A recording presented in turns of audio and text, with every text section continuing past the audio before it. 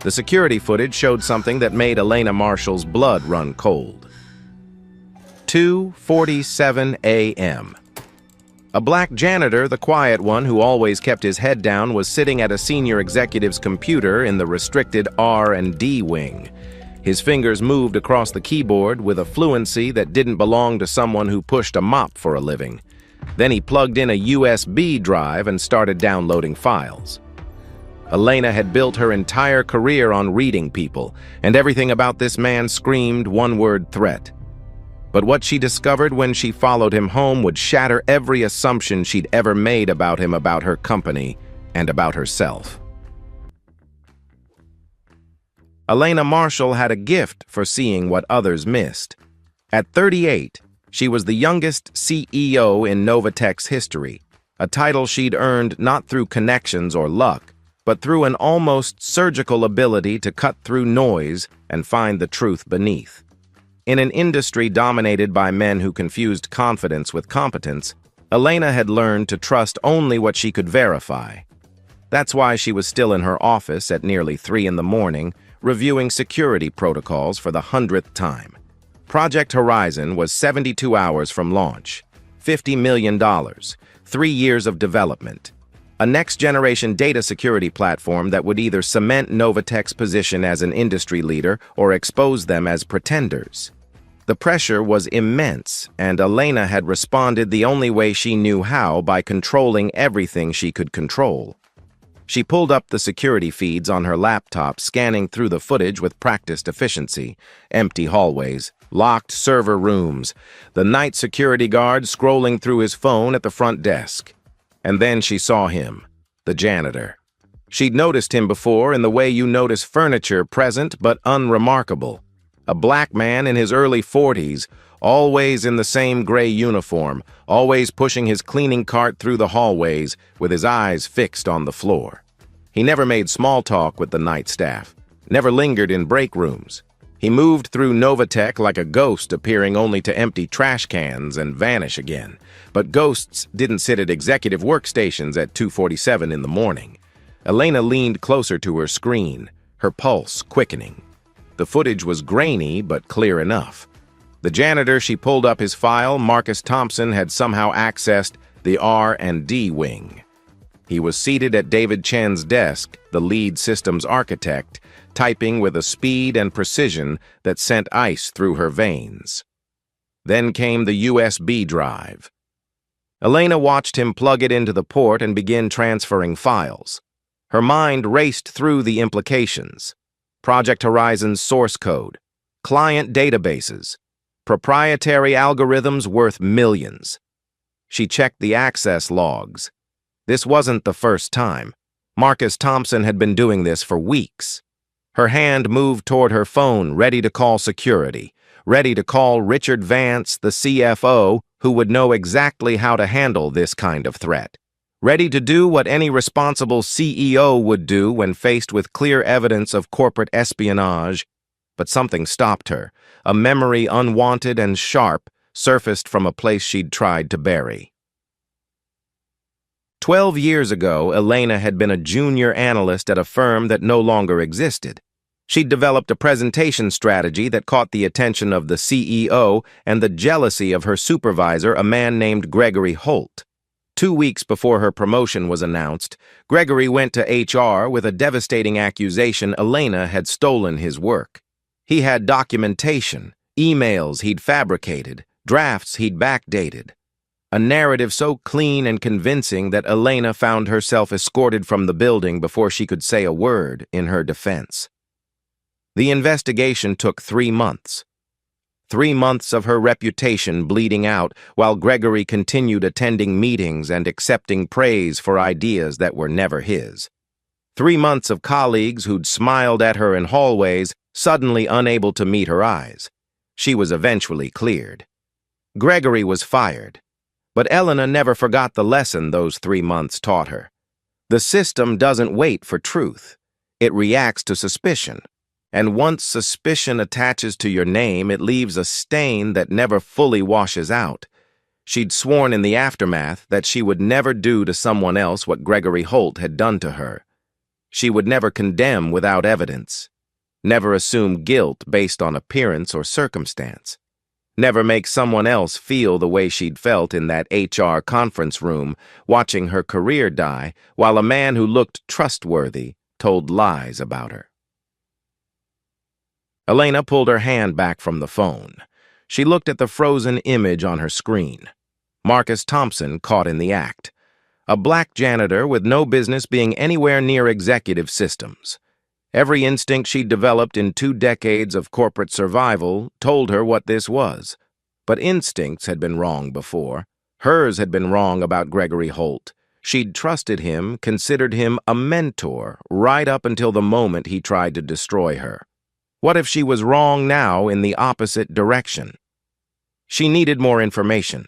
She needed to understand what Marcus Thompson was actually doing before she made a decision that could ruin his life. Elena closed the security feed and pulled up his personnel file. Marcus Thompson, 42 years old, hired 18 months ago through a temp agency, no criminal record, no red flags. Just a standard background check that showed exactly what you'd expect from a night janitor, previous jobs in maintenance, and cleaning, a GED, an address in the Riverside District, one of the poorer neighborhoods on the east side. Nothing unusual. Nothing that explained how a man who cleaned toilets for a living could navigate a restricted computer system like he'd built it himself. She dug deeper, running his social security number through every database she had access to. The results came back thin. Too thin. It was as if Marcus Thompson had barely existed before 18 months ago. That's when Elena made her decision. She wasn't going to report this. Not yet. Not until she knew the truth. Tomorrow night, when Marcus Thompson finished his shift and walked out of Novatech, Elena Marshall was going to follow him. The next morning arrived with the chaos Elena had come to expect. The conference room on the 32nd floor was filled with tension thick enough to taste. Project Horizon's final review meeting had devolved into barely concealed panic as the engineering team presented their progress report, or rather their lack of it. Elena sat at the head of the table, her expression neutral, as David Chen, the lead systems architect, explained why certain security protocols still weren't functioning properly. "The core architecture has some legacy issues we're still working through," David said, his voice tight. "The original foundation was built on a framework that's complicated. We're confident we can resolve it before launch, but you've been confident for 3 weeks?" Elena interrupted calmly. "And we launch in 72 hours. David's face flushed. "We're doing everything we can." Elena studied him for a moment. David was competent, genuinely competent, but he was also clearly out of his depth. The way he kept referring to the original foundation and legacy framework suggested he was wrestling with something he didn't fully understand. The door opened and Richard Vance walked in. At 55, the CFO carried himself with the easy confidence of a man who had never been seriously challenged. Silver-haired and impeccably dressed, Richard had been with Novatech since before Elena was hired. He'd supported her promotion to CEO 3 years ago, a fact he reminded her of whenever he wanted something. "Elena," he said warmly, taking a seat beside her, "I heard we're having some technical difficulties." "Nothing the team can't handle," Elena replied, though her eyes stayed on David. Richard smiled the way he always did, reassuring, paternal, slightly condescending. "I'm sure. But if we need to discuss contingency options, my door is always open." He glanced around the room. "We've overcome bigger challenges than this." The meeting continued for another hour, but Elena's mind kept drifting back to the security footage. To Marcus Thompson typing in the dark like he owned the place. When the meeting finally ended, Richard lingered as the others filed out. "You seem distracted," he observed. Elena weighed her words carefully. "I noticed something odd in the security feeds last night. One of the cleaning staff was in a restricted area after hours." Richard's expression didn't change, but something flickered behind his eyes. "Which staff member?" "The janitor, Marcus Thompson." The flicker again, barely perceptible. "Ah," Richard nodded slowly. "I'd recommend reporting it to security immediately." These things have a way of escalating if left unchecked. I want to look into it myself first. Make sure I understand what I'm seeing before I make any accusations. Richard's smile returned, but it was tighter now. Elena, I appreciate your thoroughness. I do. But we're 72 hours from the biggest launch in company history. You don't have time to play detective with a janitor who's probably stealing office supplies. Probably, Elena repeated. You know how these things usually go. Richard stood straightening his jacket. People like that. They see an opportunity, they take it. It's not complicated. Report it to security, let them handle it, and focus on what matters. People like that. The phrase hung in the air between them. Elena thought about what she'd seen on the footage, the way Marcus moved through the system, the precision, the familiarity. That wasn't someone stealing office supplies.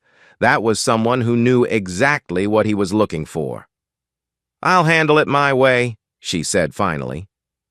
Richard's smile didn't waver, but his eyes cooled by several degrees. Of course, you're the CEO. He walked toward the door, then stopped. Just remember, when things go wrong, it's your name on the line, not the janitor's. He left without waiting for a response. Elena sat alone in the empty conference room, Richard's words echoing in her mind. People like that. She'd heard that phrase before in different contexts from different mouths. It was the kind of phrase that pretended to be about behavior while actually being about something else entirely. She thought about Marcus Thompson, a black man who kept his head down, who cleaned floors and emptied trash and made himself invisible. A man who, according to every assumption Richard was making, couldn't possibly be anything other than what he appeared to be. But Elena had seen the footage. She'd seen his hands on that keyboard. Whatever Marcus Thompson was, he wasn't what he appeared to be, and tonight she was going to find out the truth. The clock on Elena's dashboard read 11:47 p.m. when Marcus Thompson finally emerged from the Novatech building. She watched him cross the parking lot from her car, a black sedan she'd parked in the shadow of a delivery truck 3 rows back. He moved differently out here than he did inside his shoulders, weren't quite as hunched, his gaze not quite as fixed on the ground. He was still careful, still quiet, but there was something almost human about the way he adjusted the strap of his worn backpack and looked up at the sky for a brief moment before heading toward the bus stop. Elena waited until he boarded the number 47 bus before pulling out of her parking spot. Following a bus through the city at midnight was easier than she'd expected. The streets were mostly empty, and the bus made frequent stops, giving her plenty of time to hang back without losing sight of it. She felt ridiculous, a CEO in a $60,000 car tailing a janitor like some amateur private investigator, but she'd committed to this course of action, and Elena Marshall never abandoned a course of action once she'd committed. The bus wound through increasingly unfamiliar territory. The gleaming office towers of downtown gave way to strip malls and fast food restaurants, which in turn gave way to narrow streets lined with check-cashing stores and laundromats with bars on their windows. Elena had lived in this city for 15 years and had never been to this part of it. Marcus got off at a stop in front of a church with a collapsed steeple. Elena pulled over half a block back and watched him walk down a side street past a row of boarded-up houses until he reached a squat brick building with a hand-painted sign over the door, Bright Futures Community Center. The paint was faded, the letters chipped, but someone had clearly put effort into making the place look welcoming. There were children's drawings taped to the windows, rockets and robots, and stick figures holding hands under rainbows. A banner above the door announced, "Free coding classes, Tuesdays and Thursdays, all ages welcome." Elena sat in her car watching Marcus disappear through the front door. Coding classes. The janitor who could navigate restricted computer systems was teaching coding classes in a community center that looked like it might collapse in a strong wind. She should leave. She'd seen enough to know that Marcus Thompson wasn't selling Novatech's secrets to a competitor. Whatever he was doing with those files, it wasn't corporate espionage. But the question remained, what was he doing? Before she could talk herself out of it, Elena was out of the car and walking toward the building. The inside of Bright Futures Community Center smelled like old books and industrial cleaner. The walls were covered with motivational posters and more children's artwork, and the fluorescent lights buzzed overhead with the particular frequency of fixtures that hadn't been replaced in decades. Elena had prepared a cover story. She was a potential donor interested in supporting local education initiatives, but the elderly woman at the front desk barely looked up from her crossword puzzle before waving her toward the back room. "Computer class is through there," the woman said. "Mr. Marcus just started. You can watch from the back if you want." Elena thanked her and walked down a narrow hallway past a storage closet and a bathroom with an out-of-order sign until she reached a room at the end. She stopped in the doorway. Marcus Thompson stood at the front of the room, facing a group of about 15 children. They ranged in age from maybe 7 to 14, a mix of black and brown faces clustered around ancient desktop computers that looked like they belonged in a museum. Marcus was explaining something about variables and loops, his voice patient and warm, in a way that made Elena's chest tighten. This was not the man she'd watched on security footage. That man had been quick, efficient, almost mechanical in his movements. This man smiled. This man crouched down next to a little boy who was struggling and guided his hands on the keyboard with the gentleness of someone who had done this 1,000 times before. "Remember what I told you," Marcus was saying. "The computer only does exactly what you tell it to do. So if something goes wrong, it's not because the computer is broken. It's because we need to be more specific about what we want." A girl in the front row raised her hand. "But Mr. Marcus, what if I don't know what I want?" Marcus considered the question seriously, as if it were the most important thing anyone had asked him all day. "Then you experiment," he said. "You try one thing, and if it doesn't work, you try another thing. That's what coding is, really. It's just trying things until something works. And you know what? Life is pretty much the same way." Elena watched him move through the room, checking on each student, offering encouragement and corrections in equal measure. He knew every child's name. He knew their projects, their struggles, their small victories. When one boy finally got his program to run correctly and the screen filled with colorful shapes, Marcus's face broke into a smile so genuine that it hurt to look at.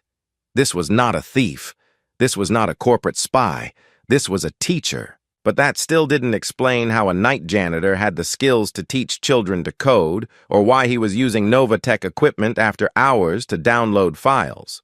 Elena was so absorbed in watching Marcus that she almost didn't notice the girl who had slipped into the room from a side door. She was about 11, with braided hair and glasses that were slightly too big for her face.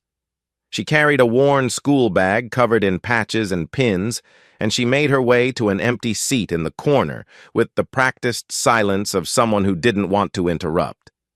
But as she passed Marcus, she reached out and squeezed his hand briefly. "Hey, baby girl," Marcus said quietly, his voice softening even further. "Homework done. All of it," the girl whispered back. "Even the extra credit. That's my Maya." Maya, his daughter.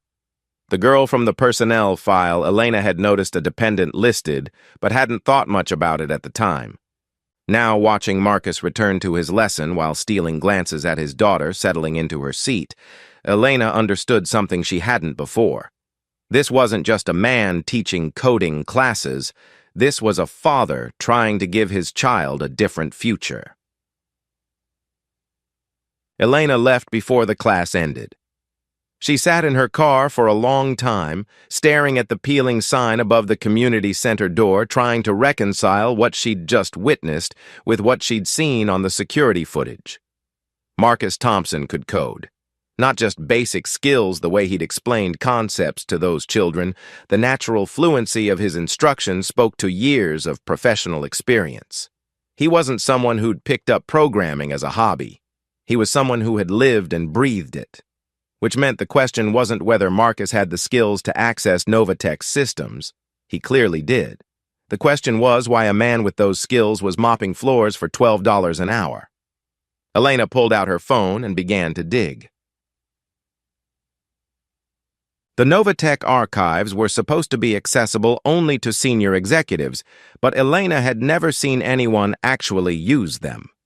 The company was only 12 years old, and most of its history was still alive in the memories of people who worked there. But Elena needed to go back further than memory. She needed to go back 5 years. The search took her most of the night.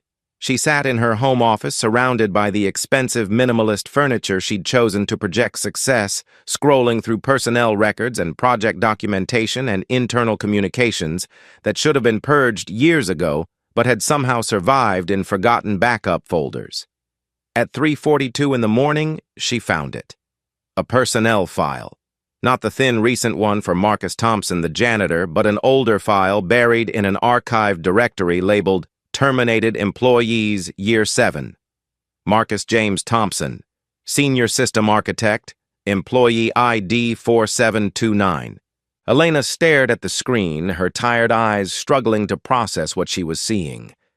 The photograph in the file showed a different man.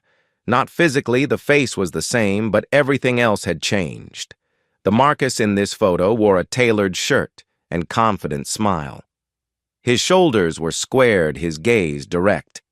He looked like someone who belonged in a corner office, not pushing a mop through empty hallways at midnight. According to the file, Marcus had been hired 8 years ago as a mid-level engineer. Within 2 years, he'd been promoted to senior system architect, one of the most critical positions in the company. His performance reviews were glowing. Exceptional technical vision. Invaluable asset to the team. Instrumental in developing core infrastructure. Core infrastructure. Elena's hands trembled slightly as she navigated to the technical documentation from that period. The original architecture of Novatech's primary platform, the same platform that Project Horizon was built upon, had been designed by a small team of engineers, and the lead architect on that team, the person credited with creating the foundational framework that everything else depended on, was Marcus Thompson. David Chen's words from the meeting echoed in her mind. The original foundation was built on a framework that's complicated, because the person who'd built it was no longer there to explain it. But why? Why would Novatech let go of someone so valuable? Elena found the termination record buried in a separate folder. Terminated for cause. Violation of confidentiality agreements, unauthorized disclosure of proprietary information to external parties. The words were clinical final. They painted a picture of a man who had betrayed his company's trust, exactly the kind of person who might return years later as a janitor to finish what he'd started. Except Elena had learned 12 years ago in a HR conference room that termination records could lie. She kept digging. The email was in a folder that had been marked for deletion but never actually erased. A digital ghost preserved by the kind of bureaucratic oversight that Elena usually found infuriating but was now profoundly grateful for. It was dated 5 years and 3 months ago. The sender was Marcus Thompson. The recipient was Richard Vance. Elena read it once, then again, then a third time each reading, making her feel more sick than the last. The email was a formal whistleblower complaint. Marcus had discovered that Novatech's leadership, specifically a group of executives that included Richard, had been secretly selling user data to third-party advertisers. Not anonymized data, not aggregated statistics. Actual user information, including names, locations, and browsing histories, sold to the highest bidder in direct violation of the company's privacy policy and multiple federal regulations. Marcus had documented everything: transaction records, email chains between executives and buyers, a paper trail so damning that it could have destroyed Novatech entirely if it had ever reached regulators or the press. He'd sent it to Richard because Richard was the CFO, the person theoretically responsible for ensuring the company operated within legal and ethical boundaries. He'd trusted the system to do what it was supposed to do. 2 weeks after sending that email, Marcus Thompson was terminated for unauthorized disclosure of proprietary information. Elena sat back in her chair, the pieces falling into place with sickening clarity. Marcus hadn't leaked company secrets. He'd tried to report a crime. And Richard, who had smiled at her in meetings and called her Elena in that warm paternal voice, had destroyed him for it. She thought about what she'd seen at the community center. The faded Novatech logo in the corner of Marcus's teaching materials, old presentations probably from his days as a real employee, the way he'd looked at his daughter, the weariness in his voice when he'd talked about life being about trying things until something works. 5 years ago, Marcus Thompson had been a respected engineer with a promising career. He'd done the right thing, reported wrongdoing through the proper channels, trusted that the system would protect him. And the system had chewed him up and spit him out. Elena thought about Richard's words from the meeting. People like that, they see an opportunity, they take it. He hadn't been talking about janitors or thieves. He'd been talking about a man he'd personally destroyed, a man whose life he'd ruined to protect his own secrets. And he'd said it with a smile, confident that Elena would never look deeper, never question the narrative he'd constructed. She'd almost proven him right. The next morning, Elena arrived at Novatech to find the building in chaos. Engineers were running between conference rooms. Phones were ringing unanswered. David Chen stood in the middle of the main floor, his face pale and his hands shaking as he stared at his laptop screen. "What happened?" Elena demanded. David looked at her with the expression of a man watching his career collapse in real time. "The security framework," he said. "There's a critical vulnerability in the core architecture. If we launch Horizon like this, the entire system could be bypassed within hours. Everything we've built, everything, it's worthless if we can't fix this." Elena felt the floor shift beneath her feet. "How long to fix it?" David shook his head. "We don't know. The problem is in the foundational code, the stuff that was written years ago. None of us really understand how it works. We've been building on top of it, but the actual architecture..." He trailed off, helpless.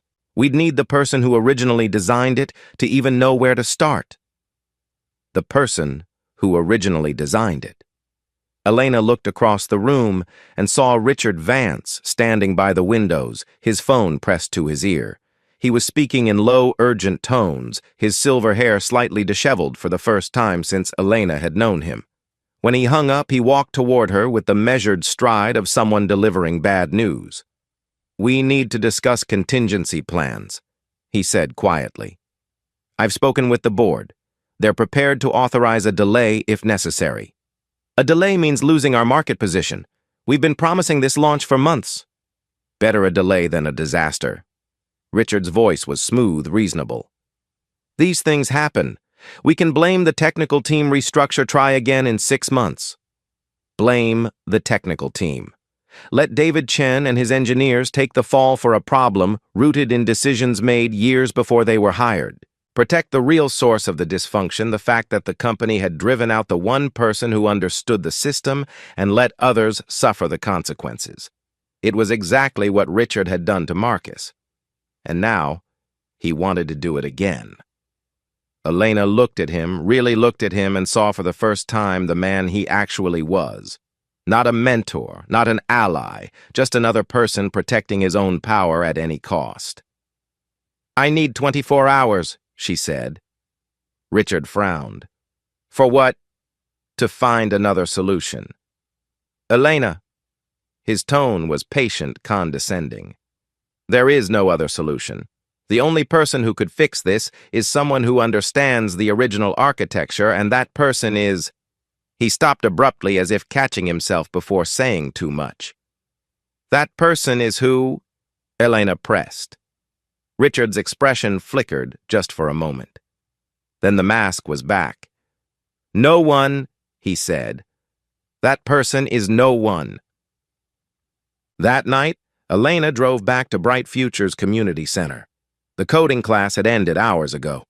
The building was dark except for a single light in a window near the back. Elena parked across the street and sat for a long moment gathering her courage. She thought about what she was about to do. She was about to approach a man her company had destroyed and ask for his help. A man who had every reason to hate everything Novatech represented. A man who had been punished for doing the right thing and had spent 5 years rebuilding his life from nothing. She had no right to ask him for anything, but she was going to ask anyway. Elena got out of the car and walked toward the building. The back room of the community center served as a makeshift office. Marcus sat at a battered desk, grading what looked like homework assignments under the light of a single lamp. He looked up when Elena appeared in the doorway, and for a long moment, neither of them spoke. Then Marcus leaned back in his chair, his expression unreadable. "I wondered when you'd show up." Elena blinked. "You knew I was following you?" "Lady, you drive a car that costs more than most people around here make in 2 years. You think nobody noticed you parked outside last night?" He shook his head slowly. "And I've been watching the security feeds too. Saw someone accessing my personnel file at 3 in the morning. Wasn't hard to figure out who." Elena felt exposed in a way she hadn't anticipated. She'd thought she was the one doing the investigating. It hadn't occurred to her that Marcus might be investigating right back. "Can I sit down?" she asked. Marcus gestured to a folding chair across from his desk. It was plastic and uncomfortable, clearly designed for children. Elena sat anyway. "I know who you are," she said. "I know what you were, and I know what they did to you." Marcus's expression didn't change, but something shifted in his eyes. "Then you know more than most people. What do you want?" Elena took a breath. "Project Horizon is failing. There's a critical flaw in the core architecture, the architecture you designed. My entire engineering team has been trying to fix it, but they don't understand the system well enough. We're 48 hours from launch, and if we can't solve this problem, the company loses everything." "And you want me to help?" It wasn't a question. "Yes," Marcus laughed.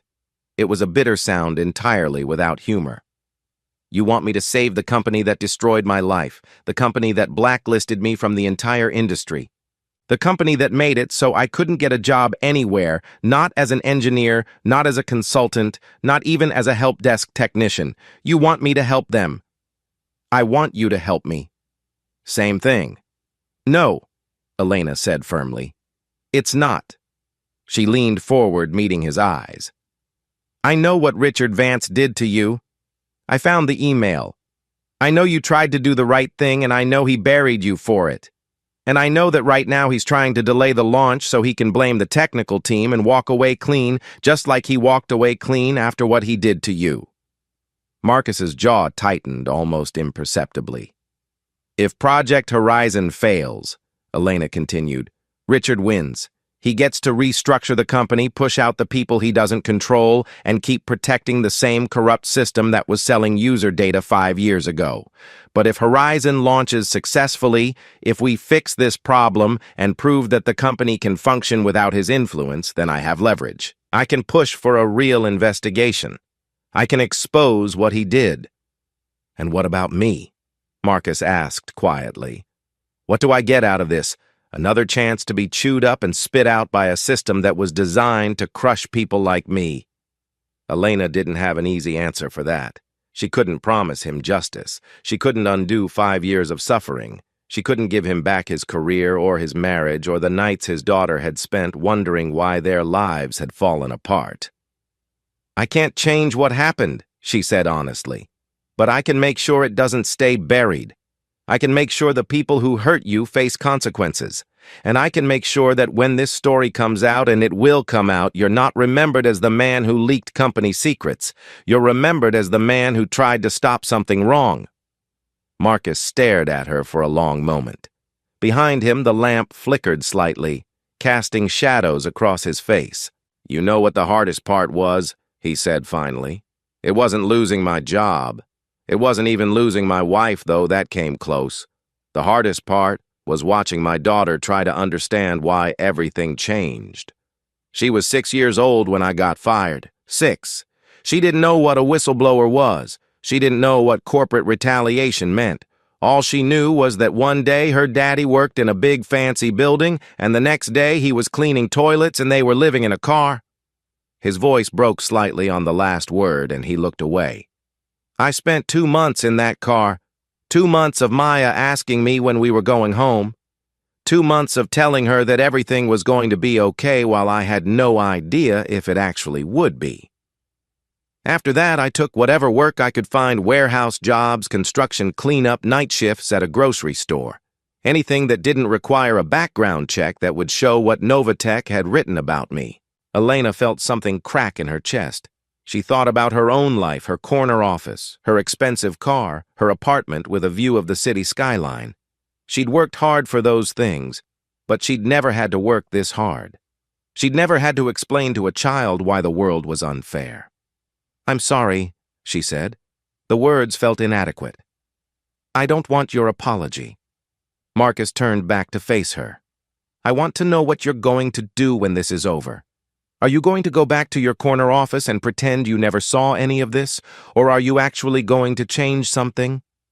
Elena thought about the question. Really thought about it. "I don't know," she admitted. "I'd like to say yes. I'd like to promise you that I'm going to tear down the whole system and rebuild it from scratch. But I'm not going to lie to you. I don't know what I can actually do. I only know what I'm willing to try." Marcus studied her face for a long time. Then slowly he nodded. "That's the first honest thing anyone from that company has ever said to me." The door to the office creaked open and a small figure appeared in the doorway. Maya Thompson stood there in pajamas, rubbing her eyes. She looked at Elena with the wary curiosity of a child who had learned not to trust strangers. "Daddy, who's that?" Marcus's entire demeanor changed in an instant. The weariness and bitterness fell away, replaced by something soft and protective. "Nobody, baby girl. Just someone from work. Go back to sleep." Maya didn't move. Her eyes stayed fixed on Elena. "Is she going to make trouble for us?" The question hit Elena like a physical blow.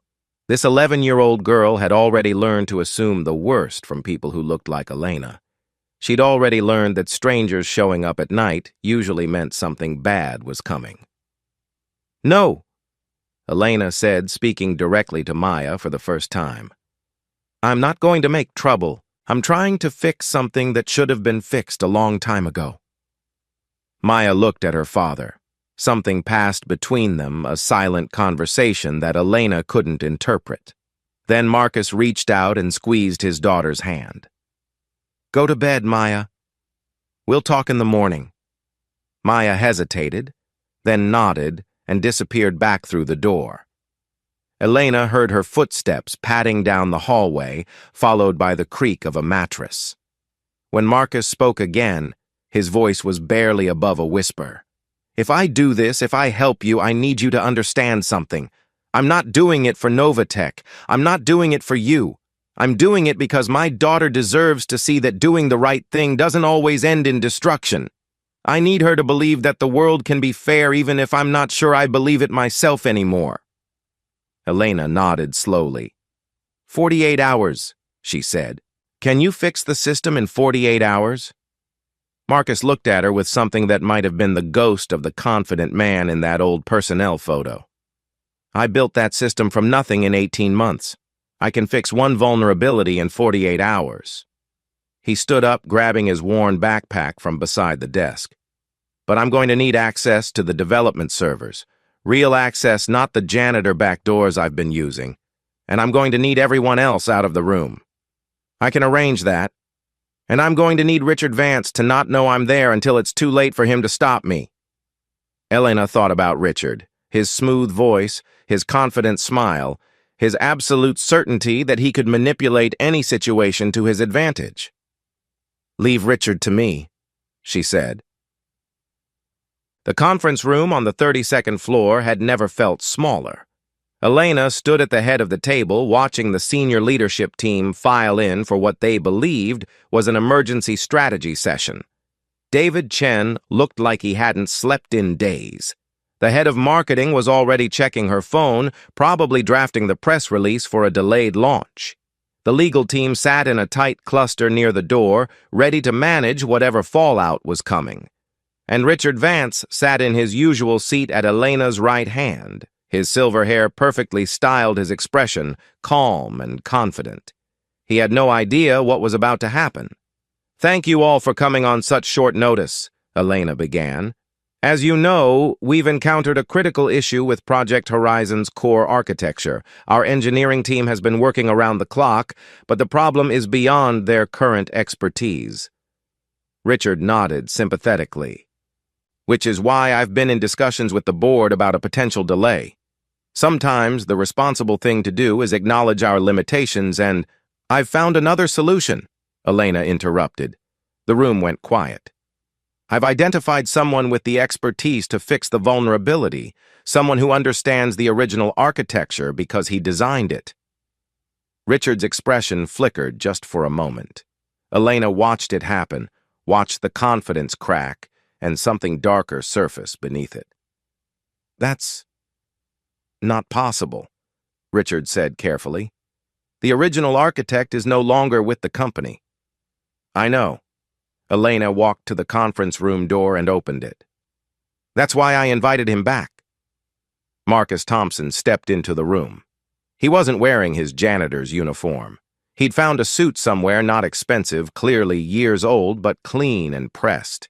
He stood straighter than Elena had ever seen him, his shoulders squared, his gaze direct. He looked like the man in that old personnel photo, the one who had believed the system would protect him. The reaction around the table was immediate. David Chen's mouth fell open. The marketing head looked up from her phone in confusion. The legal team exchanged nervous glances, but it was Richard's reaction that Elena was watching for. The CFO's face had gone pale. His hands resting on the table had curled into fists. "This is inappropriate," Richard said, his voice tight with controlled anger. "This man was terminated for cause. He has no business being in this building, let alone this meeting." "Terminated for cause," Elena repeated. "That's what the records say. But records can be incomplete. Sometimes they're even deliberately misleading." She pulled a folder from her briefcase and placed it on the table. 5 years and 3 months ago, Marcus Thompson sent an email to the CFO of this company. That email documented evidence that senior executives were selling user data to third-party advertisers in violation of federal regulations and our own privacy policies. The room had gone absolutely silent. 2 weeks after sending that email, Marcus was fired. The official reason was unauthorized disclosure of proprietary information. But there was no disclosure. There was only a whistleblower trying to do the right thing and a company that chose to destroy him rather than face the truth. Elena opened the folder and slid a printed copy of the email across the table toward Richard. "The email was sent to you, Richard. You received it. You read it. And instead of investigating the allegations, you orchestrated the termination of the man who made them." Richard stared at the paper as if it were a live snake.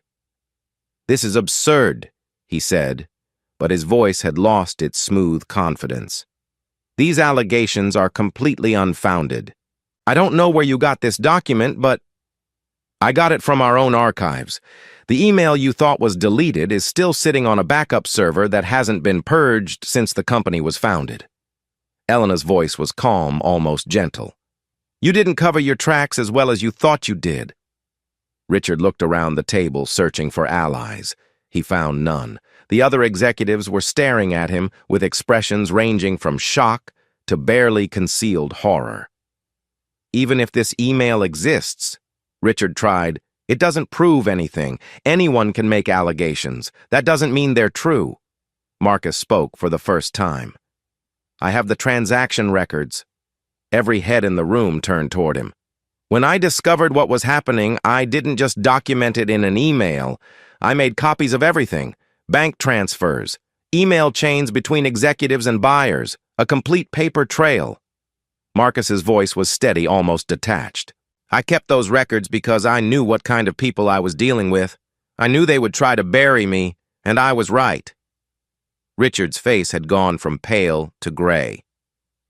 "You've been holding on to this for 5 years," he said slowly, "waiting for the right moment." "No." Marcus shook his head. "I've been trying to survive for 5 years, trying to keep a roof over my daughter's head, trying to find work when every company in the industry had my name on a blacklist. I wasn't waiting for anything, I was just trying to live." He looked at Elena. "She's the one who came to me. She's the one who decided the truth mattered more than convenience." The room fell silent again. Elena could feel the weight of the moment pressing down on all of them, the accumulated mass of 5 years of injustice finally demanding to be acknowledged. "Here's what's going to happen," Elena said. "Marcus is going to fix the vulnerability in Project Horizon. He's going to do it in the next 48 hours, and he's going to do it alone without interference from anyone in this room. When he's finished, we're going to launch on schedule, and this company is going to survive." She turned to Richard. "And you're going to leave, right now. You're going to go home and wait for a call from our legal team, who will be conducting a full internal investigation into the allegations Marcus has raised. If those allegations are substantiated, and I believe they will be, you will resign from this company quietly and permanently." Richard stood up so abruptly that his chair scraped against the floor. "You can't do this," he said, his voice rising. "I've been with this company since before you were hired. I supported your promotion. You used me." Elena cut him off. "You supported my promotion because you thought you could control me. Because you thought I'd be so grateful for your mentorship that I'd never look too closely at the skeletons in your closet." She met his eyes without flinching. "You were wrong." For a long moment, Richard stood there, his hands trembling with barely suppressed rage. Elena could see him calculating his options, looking for an angle, a way out. That was what men like Richard did. They always believed there was a deal to be made, a lever to pull. But there was no lever this time. Finally, without another word, Richard turned and walked out of the conference room. The door closed behind him with a soft click that somehow felt louder than a slam. Elena let out a breath she hadn't realized she'd been holding.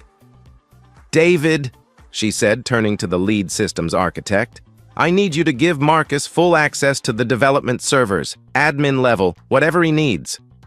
David nodded slowly, still looking shell-shocked. "And the rest of you?" Elena continued, addressing the room. "We have a launch to prepare for. I suggest we focus on that." The meeting dissolved into stunned silence as executives began gathering their things. Elena watched them file out their expressions, a mix of confusion and relief and fear of what came next. When the room was finally empty except for her and Marcus, Elena allowed herself a moment to feel the enormity of what had just happened. "Thank you," she said quietly. Marcus looked at her with an expression she couldn't quite read. "Don't thank me yet. I haven't fixed anything. I meant for trusting me, for coming here after everything they did to you."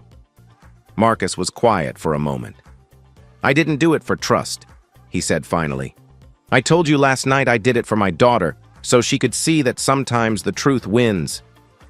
He turned toward the door, then stopped. "You should know something. When I fix the system, I'm going to leave something behind. A piece of documentation embedded in the code. A record of what really happened 5 years ago, encrypted but accessible to anyone who knows where to look." Elena frowned. "Why?" "Because companies forget. People get promoted, scandals get buried, and 5 years from now someone might try to rewrite history. They might say Richard resigned for personal reasons, or that I was just a disgruntled employee with a grudge." Marcus's eyes were hard.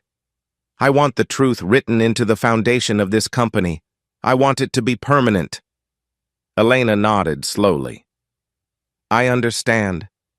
Marcus walked out without another word, leaving Elena alone in the empty conference room. The next 48 hours passed in a blur of coffee and anxiety and progress reports that Elena barely understood. Marcus worked alone in a secured development room, refusing all assistance from David Chen's team. Elena had food delivered to him at regular intervals, and she stopped by twice a day to check on his progress, but she never stayed long. She could tell he didn't want an audience. On the morning of the launch, Elena arrived at the office at 5 a.m. to find Marcus waiting for her in the lobby. He looked exhausted, his suit was wrinkled, his eyes were red-rimmed, and he had the hollow look of someone who had pushed themselves far past their limits. But when he saw her, something like a smile crossed his face. "It's done," he said. Elena felt something loosen in her chest. The vulnerability unfixed, patched, tested. Project Horizon is ready to launch. He handed her a USB drive. "That's the documentation. Every change I made, every line of code I touched, explained in detail. Your engineering team will be able to maintain it going forward." Elena took the drive, turning it over in her hands. "I don't know how to thank you. You can thank me by keeping your promises." Marcus's voice was quiet but firm. "You said you'd expose what Richard did. You said you'd make sure the truth came out." "I will. And you said you'd change something. You didn't know what, but you said you'd try." Elena nodded. "I remember." Marcus studied her face for a long moment, as if looking for something. Whatever he found seemed to satisfy him. "Then we're even." He turned to leave, but Elena called after him. "Marcus, wait." He stopped, but didn't turn around. "There's a board meeting this afternoon after the launch. I'm going to recommend that the company formally reinstate you. Full restoration of your title, your salary, your benefits. Back pay for the years you lost. Everything." Marcus stood very still. "I'll make sure you get what you deserve," Elena continued. "The position, the recognition, all of it. You can come back." For a long moment, Marcus didn't respond. Then slowly he turned to face her. "You think that's what I want?" Elena hesitated. I assumed." "You assumed I spent 5 years dreaming of getting my old job back, of walking into that corner office and pretending nothing happened." Marcus shook his head. "That job doesn't exist anymore. The man who wanted it doesn't exist anymore either." His voice softened. "I appreciate what you're trying to do. I do. But I don't need a title to know who I am. I've known who I am through every night I spent sleeping in a car with my daughter. Through every floor I mopped and every toilet I cleaned, while people who couldn't code their way out of a paper bag walked past me like I was invisible." He took a breath. "I'm not going back to that life. Not because it was beneath me, but because I built something better. Something that matters more than any stock options or corner office." Elena thought about the community center, the children's drawings on the windows, the faded banner advertising free coding classes. "Bright futures," she said quietly. Marcus nodded. "Those kids, they're me, 25, 30 years ago. They're smart, they're hungry, and no one's giving them a chance. The system isn't designed for people like them. It never has been." His eyes met Elena's. "But I can change that. I can give them what no one gave me, the tools and the confidence to build their own futures." Elena felt something shift in her understanding. "What do you need?" Marcus smiled, a real smile, the first she'd seen from him. "Ask me after your launch." Project Horizon launched at noon Eastern Standard Time. Elena watched from the main floor as the engineering team monitored the rollout, their faces tense with anticipation. The first hour passed without incident, then the second. By the end of the day, it was clear Marcus's fix had worked. The system was stable, secure, and performing beyond projections. The celebration was subdued. Too much had happened in the past few days for anyone to feel truly triumphant, but there was relief in the air. Elena accepted congratulations from her team, fielded calls from board members, and gave a brief statement to the press that said nothing about the crisis they'd barely averted. When the chaos finally settled, she gathered the entire company for an all-hands meeting. Standing on the small stage in the main atrium, looking out at hundreds of faces, engineers, marketers, salespeople, janitors, Elena felt the weight of what she was about to say. "I want to tell you a story," she began. "It's not a comfortable story, and it doesn't paint this company in a good light, but I think you deserve to hear it." She told them about Marcus Thompson, about his contributions to the technology they'd all built their careers on, about the email he'd sent and the injustice that followed, about 5 years of exile for a man whose only crime was telling the truth. She told them about Richard Vance and about the investigation that was already underway, and then she told them something harder. "I want to be honest with you about my own role in this, not in what happened 5 years ago, I wasn't here then, but in what's been happening in this building every day since I became CEO. Elena took a breath. "Marcus Thompson has worked in this building for 18 months. 18 months of mopping our floors and emptying our trash and cleaning our bathrooms. And in that entire time, I never once looked at him. I never once wondered who he was or what his story might be. I saw a janitor and I assumed that was all there was to see." The room was completely silent. "When I finally did look, when I finally paid attention, it was because I suspected him of something criminal. Because my first instinct when I saw a black man in a place he wasn't supposed to be was to assume the worst." She let that sink in. "I'd like to tell you that I'm not that kind of person. That I don't carry those assumptions, those biases. But the truth is I do. We all do. And unless we're willing to confront that, to really look at the ways we've been taught, to see certain people as threats and others as colleagues, we're going to keep making the same mistakes. We're going to keep destroying good people because they don't look like what we expect." Elena looked out at the sea of faces. "I can't undo what was done to Marcus Thompson. I can't give him back 5 years of his life, or the nights his daughter spent sleeping in a car, or the marriage that fell apart under the weight of what this company did to him. But I can make sure we do better, starting today." The investigation into Richard Vance concluded 3 weeks later. The findings were damning. Not only had Richard orchestrated Marcus's termination, but he had actively participated in the data-selling scheme Marcus had tried to expose. The transaction records Marcus had preserved were authenticated, and 3 other executives were implicated in the cover-up. Richard resigned for personal reasons. The official statement made no mention of the investigation, but everyone who mattered knew the truth. Within a month, he had quietly relocated to a different state, his reputation in the industry destroyed by whispers that spread faster than any press release. Novatech issued a formal apology to Marcus Thompson. The statement acknowledged the wrongful termination, the fabricated charges, and the systematic retaliation he had suffered. It wasn't enough, it could never be enough, but it was a start. Elena also kept her other promise. She established a new policy requiring independent review of all terminations. She created a whistleblower protection fund with legal support and financial resources for employees who reported wrongdoing.